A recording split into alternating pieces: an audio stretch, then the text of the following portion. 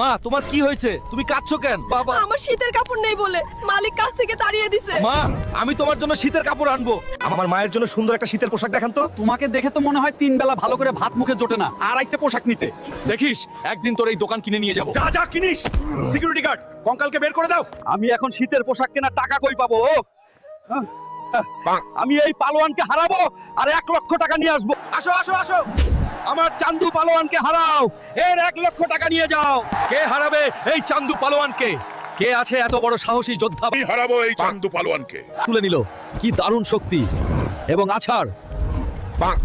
আমার শক্তি ফিরাতে like comment subscribe করে দাও, তাহলে এই পালোয়ানকে হারাতে পারি। আজকের বিজয়ী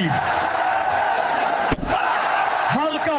এই ধর 1 লক্ষ টাকা আর দোকান থেকে চলে যা। স্যার আমার ভুল হয়ে গেছে, আমাকে ক্ষমা করে দিন। পরের বার এখন যা। এই নে মা তোমার শীতের কাপড়। তুই আমার সোনার বাবা, আমার